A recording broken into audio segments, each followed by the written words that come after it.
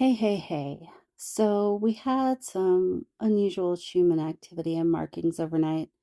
Right around the same time, a bunch of other things happened, and they were all coinciding with the earthquakes in Syria and Turkey. So we have the first earthquake, the largest one, and those were immediately followed over the next few hours by a series of fairly large earthquakes. This is what made it particularly destructive and why it caused so much damage so quickly. Around the same time the earthquakes were happening, there was a geomagnetic level increase, and we were impacted by a CME from several days before. This graphic shows you the little dot on the right. That is Earth getting hit with that larger, intense burst of geomagnetic level.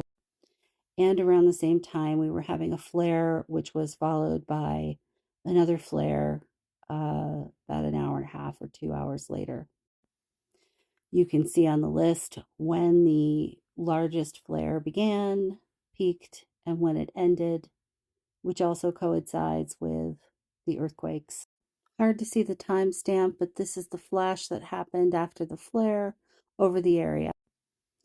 Here's a short blurb that talks about how long it takes for a solar flare to reach Earth. And you can see there that's 8 minutes.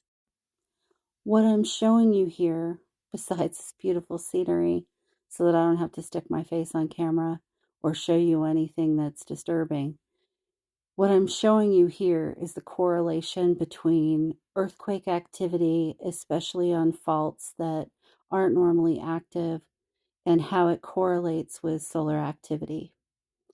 And none of that has anything to do with what humans are doing. It is part of the solar cycle, and we are going to be intermittently hit around the globe by these clusters of earthquakes for the next 2 to 3 years during the solar maximum.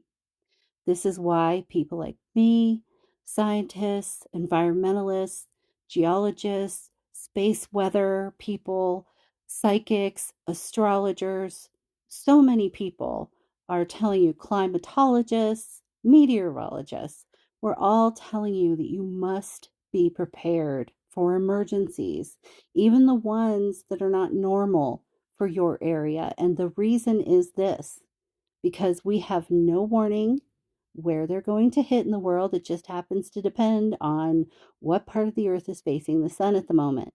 So we all want to think that it's some conspiracy or cabal or aliens because we want control over it, but we don't have control.